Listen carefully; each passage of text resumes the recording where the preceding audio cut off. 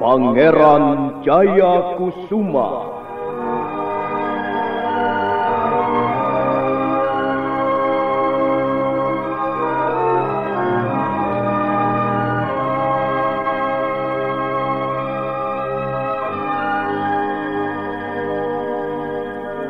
Sebuah serial drama radio yang dipersembahkan oleh Teater Sanggar Cerita dan Sanggar Prativi bekerja sama dengan PT Bayer Indonesia.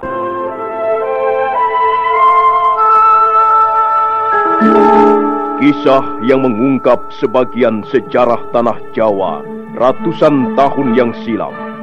Kisah yang ditulis oleh Herman Pratikto kini muncul kembali dalam bentuk drama radio.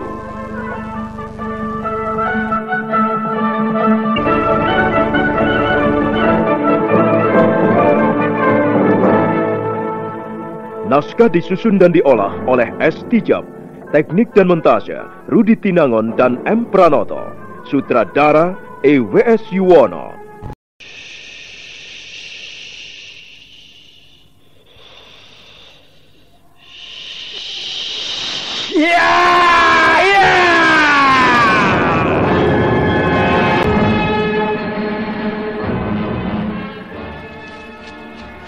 Kurang ajar, setan alas. Mereka menutup jalan masuk ke lorong rahasia, Gusti Patih. Siapkan pasukan berkuda. Kita tunggu mereka di mulut lorong. Baik, Gusti Patih.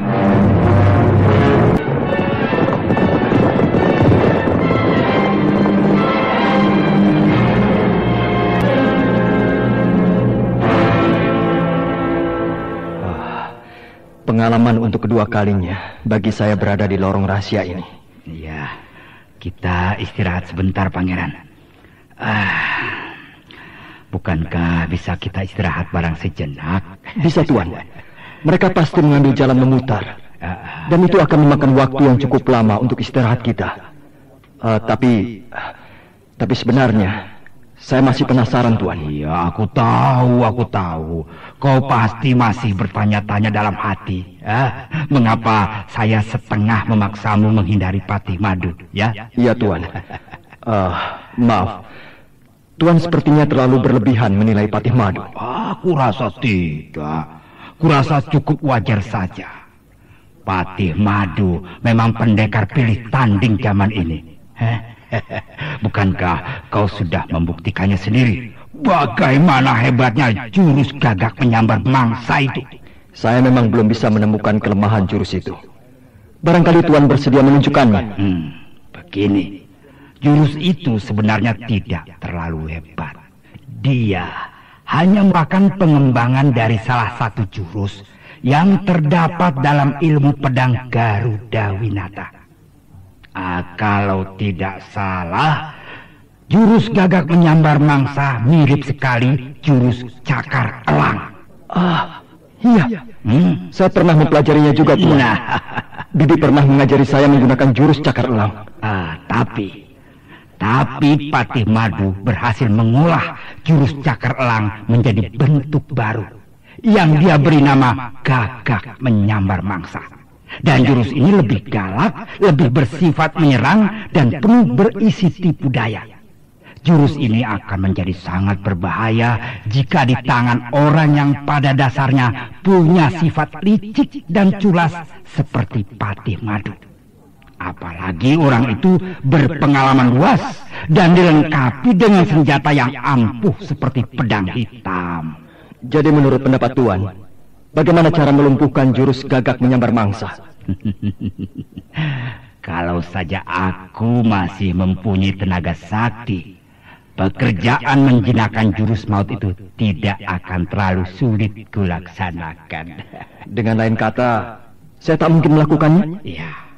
Ya, untuk saat sekarang memang tidak mungkin kau mampu mengungguli permainan pedang Patih Madu, Pangeran. Tapi saya akan memberikan sedikit saran untuk Pangeran. Kalau bisa, memang bentrokan dengan Patih Madu dihindarkan. Tapi kalau terpaksa juga, hindarilah permainan lambat. Jadi harus bermain dengan cepat? Harus terus-menerus menyerang? Iya. Permainan lambat akan menguntungkan Patih Madu untuk merencanakan tipu daya. Kalau kau bermain cepat, maka peluang itu pasti akan semakin tipis. Jangan beri kesempatan dia menggunakan tangan kirinya untuk mengelabui pertahananmu. Ya. Baiklah, Tuan. Kalau memang terjadi bentrokan dengan Patih Madu lagi, saya akan menuruti saran-saran Tuan Lawaijo. Nah, kukira cukup kita istirahat. Ayo, mari kita lanjutkan lagi. Apa masih panjang lorong ini, Pangeran? Masih, Tuan. Masih cukup panjang dan semakin ke dalam, semakin susah ditempuh karena banyak liku-likunya. Iya, kalau begitu kita tidak boleh terlalu lama di sini.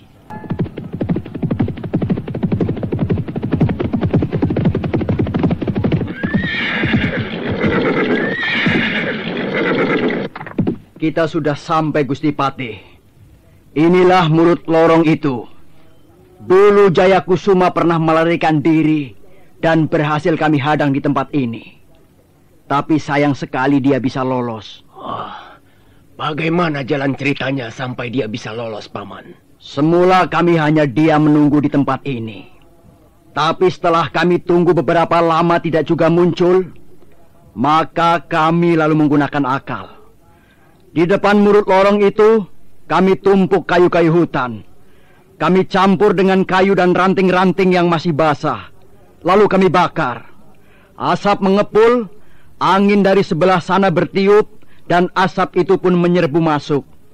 Karena tidak tahan bernafas di tengah kepulan asap, mereka pun keluar. Dan kami memang sudah siap menunggu. Tuan Putri berhasil kami tangkap. Tapi Jayakusuma bisa meloloskan diri. Dia terluka dalam perkelahian dan terjebur ke sungai di bawah sana. Sungai itu arusnya keras dan sepertinya cukup dalam. Semula kami mengira dia sudah mampus bersama luka-lukanya. Tapi ternyata masih panjang juga umurnya. Akulah yang akan membuat umur Jayakusuma tinggal sejengkal lagi. Kalau begitu, kita gunakan lagi cara yang sama untuk memaksa mereka keluar. Cepat, kumpulkan kayu hutan dan tumpuk di depan mulut lorong itu. Ayo, cepat! Kalian dengar perintah Gusti Patih bukan? Kumpulkan kayu-kayu hutan, campur dengan ranting-ranting yang masih basah. Tumpuk di mulut lorong dan bakar. Sementara yang lain bersiap-siap. Bikin pagar betis di sepanjang tepi sungai. Ayo cepat kerjakan. Kamu, dan kamu juga. Yang lain tinggal di sini dan bersiap siaga.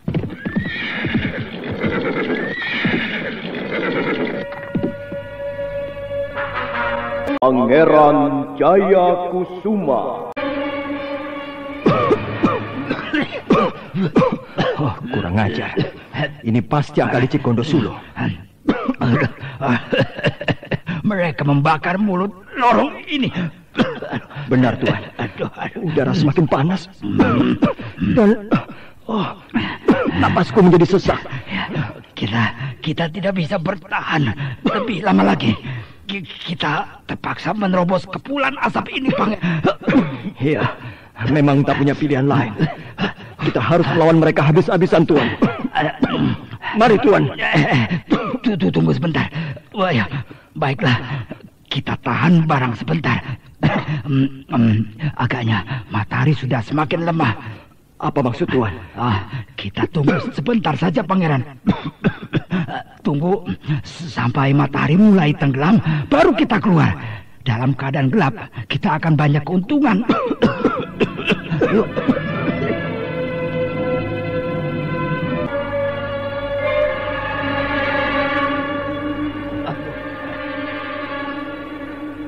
Kurang ajar. Mereka belum mau keluar juga, Gusti Patih. Mereka ingin mati seperti tikus. Tambah lagi kayunya. Tambah lagi ranting-ranting yang basah. Jangan-jangan mereka menunggu malam tiba baru mau keluar, Gusti. Aku kira begitu, Paman. Orang gila itulah yang nampaknya cerdik. Ya, nyalakan saja api unggun di beberapa tempat supaya terang. Kita jangan bergantung pada matahari. Ayo, kumpulkan lagi kayu bakar. Cepat! Buat api unggun di pojok-pojok yang gelap. Pokoknya Gusti Patih ingin agar tempat ini tetap terang. Jangan sampai tikus-tikus itu meloloskan diri. Cepat! Kumpulkan lagi kayu bakar sebanyak-banyaknya. Lihat, Paman, mereka keluar. Mereka keluar. Awas! Siap-siap semua. Sergap mereka. Hunus pedangmu dan sergap 2 tikus busuk itu. Tunggu! Semua diam di tempat. Biar aku yang membereskan mereka. Kalian semua menyebar dan berjaga-jaga di tepian sungai.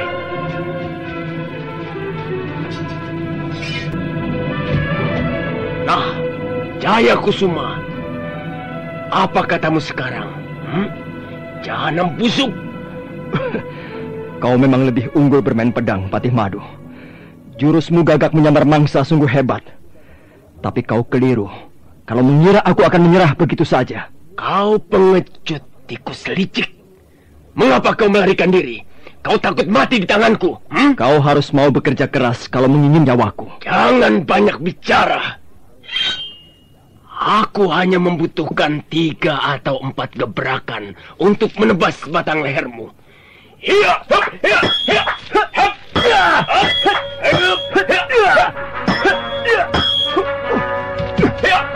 Awas!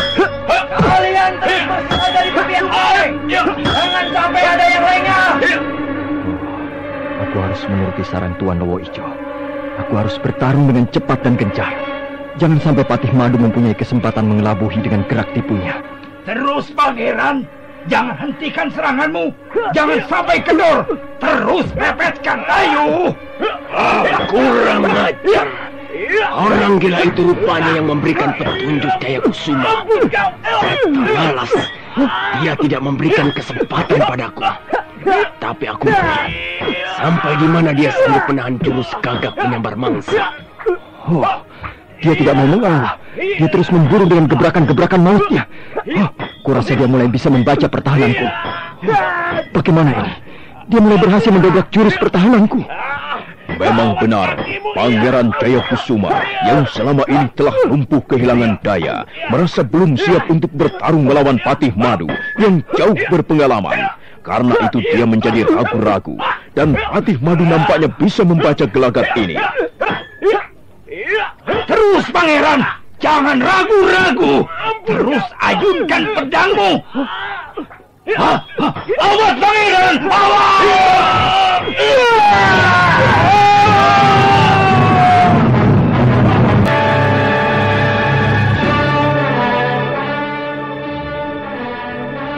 Kurang ajar. Kalian semua goblok. Mengapa kalian diam saja dan hanya jadi penonton? Tolong, prajurit-prajurit goblok. Mereka dua-duanya terjebur ke sungai, Gusti Patih. Pertempuran berlangsung dengan amat cepat. Aku hampir tidak bisa melihat apa yang sebenarnya terjadi. Tapi aku rasa aku berhasil membabat lambung Jaya Kusuma. Oh, benar, Gusti. Benar. Jaya Kusuma pasti sudah mati. Dia pasti sudah mampus di dasar sungai. Lihat saja, Gusti. Lihat, Gusti Patih. Lihat pedang hitam di tangan Gusti. Pedang hitamku berlumuran darah. Patih Madu mengangkat pedang hitamnya, lalu membawanya ke arah api unggun yang masih gemeretak di dalam malam. Dan pedang yang angker itu berlumuran darah segar. Lihat, Gusti Patih. Pasti Jaya Kusuma sudah binasa di dasar sungai sana. Rasanya aku sempat membabat lambung kirinya sebelum orang gila itu menubruk dan mendorongnya ke arah sungai. Kalau benar darah ini adalah darah Jaya Kusuma, maka tentu dia sudah mampus sebab pedang ini mengandung racun. Kalau begitu akan lebih meyakinkan lagi, Gusti. Tidak, Paman. Aku masih belum yakin. Karena itu aku perintahkan agar Paman melacak 2 orang itu. Carilah di sepanjang tepian sungai sampai ketemu. Lalu, Gusti Patih? Aku tidak perlu ikut mencari. Bukankah ini tugas yang tidak terlalu berat? Paman hanya akan menghadapi seorang Jayakusuma yang sudah terluka parah. Paman tentu akan bisa membereskannya dengan mudah. Lalu, bagaimana dengan orang gila itu, Gusti Patih? Terserah Paman Gondosulo. Aku hanya ingin kepastian mengenai Jayakusuma. Baiklah, Gusti Patih. Hamba akan berangkat sekarang juga. Wilwatikta. Ya, Gusti. Kau orang ketiga yang menjadi kepercayaanku setelah Paman Gondosulo dan Gondosuli. Sekarang Paman Gondosuli tidak ada lagi. Kaulah yang harus menggantikannya. Baik, Gusti. Carilah 20 orang prajurit yang kuat dan bisa diandalkan. Lalu temanilah Paman Gondosulo melacak Jayakusuma. Baik, Gusti. Akan hamba laksanakan.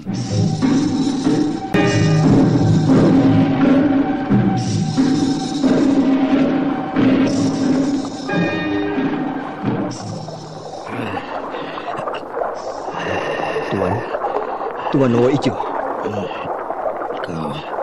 Kau telah menolong aku, Pangeran. Bukan. Tuanlah yang telah menyelamatkan jiwa saya. Kalau saja Tuan tidak segera melompat dan mendorong saya ke arah sungai, tentu pedang Patih Madu telah menamatkan riwayat hidup saya. Tuan telah berkorban untuk saya. Ya, sudahlah, Pangeran. Begitulah yang seharusnya terjadi. Karena memang sudah terjadi. Tapi Tuan sekarang terluka parah. Tuan telah menyediakan tubuh Tuan untuk perisai saya. Mengapa Tuan lakukan ini semua untuk saya? Aku sudah tua, Pangeran. Tapi pengorbanan Tuan terlalu besar. Tuan telah mengorbankan tenaga sakti Tuan. Dan sekarang... Hentikan, Pangeran.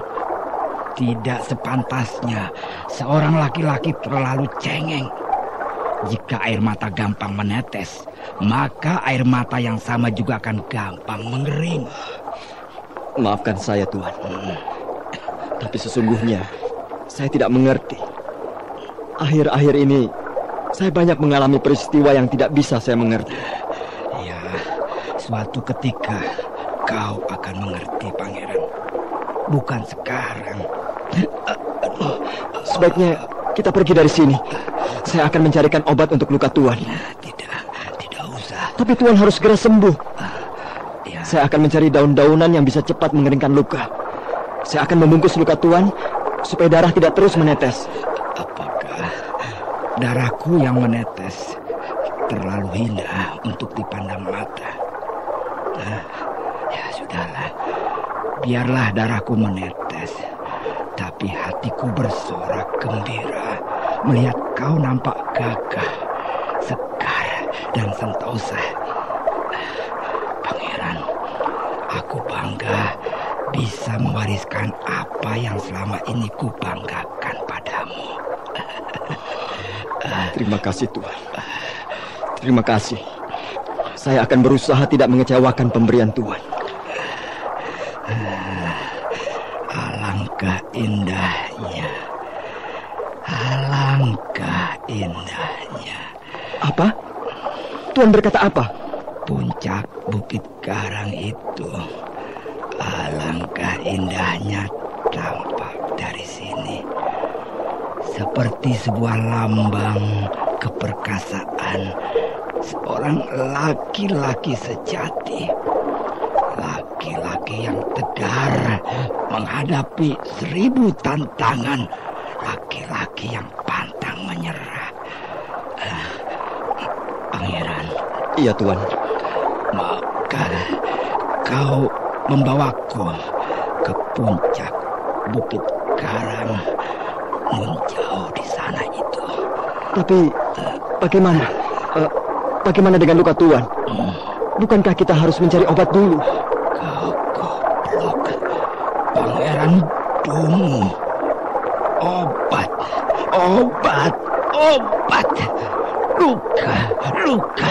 Luka saja yang kau pikirkan. Jangan jadi laki-laki kalau kau selalu diributkan oleh luka. Kau dengar, Pangeran. Lukaku ini tidak mungkin sembuh. Mengapa Tuan berkata begitu? Lihat, Lihat saja sendiri. Lihat. Luka Tuan mulai membengkak dan membiru. Bukan Patih Madu namanya. Kalau dia tidak membubuhkan racun di pedangnya. Jadi luka Tuan mengandung racun? Ya, karena itu kukatakan lukaku ini tidak bisa sembuh. Hawa panas racun itu terasa mulai menjalar di tubuhku. Tapi mengapa Tuan malah ingin mendaki puncak Bukit Karang yang terjal itu? Apakah Tuan mempunyai kepentingan di sana? Pangeran, sebelum ajal menjemput, aku ingin mengatakan sesuatu padamu, Pangeran. Sekarang, mari antarkan aku mendaki puncak Bukit Karang itu. Ayo, mari Pangeran.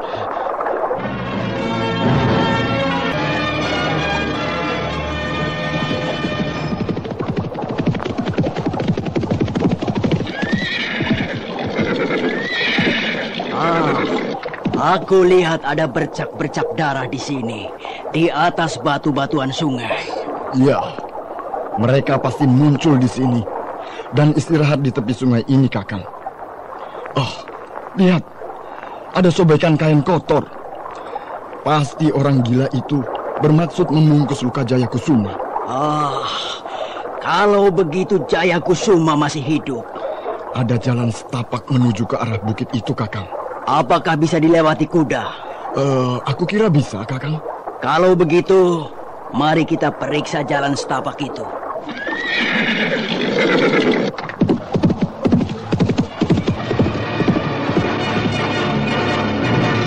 Pangeran Jayakusuma.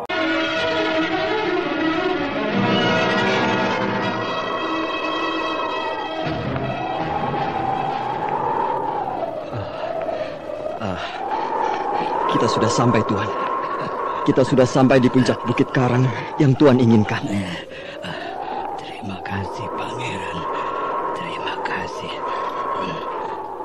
Sekarang, biarkan aku berbaring di atas lempengan batu ini.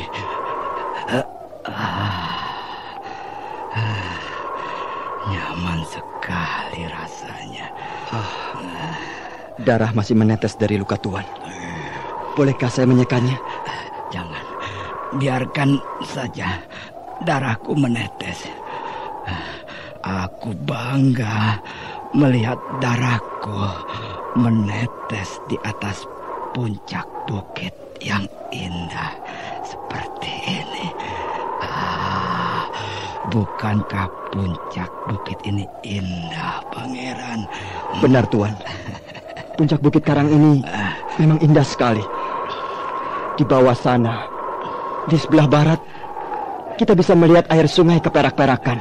Dan lihat, di sebelah timur.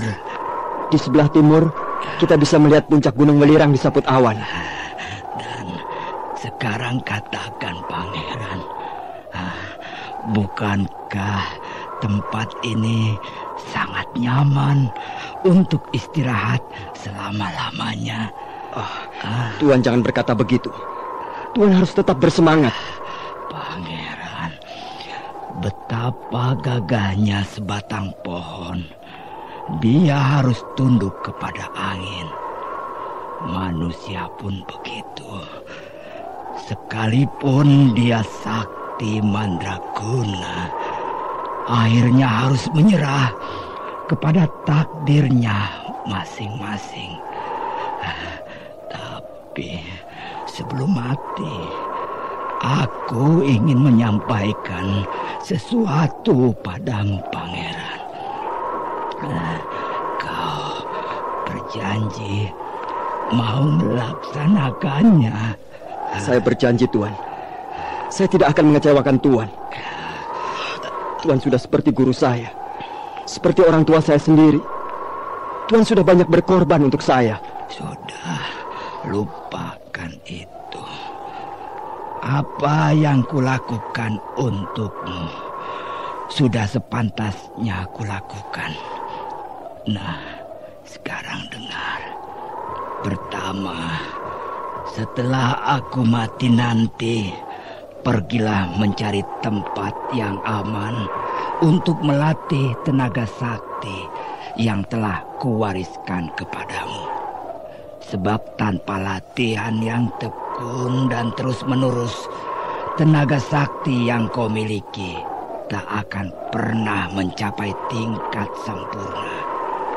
Kau sanggup melakukannya, Pangeran? Saya sanggup, Tuan.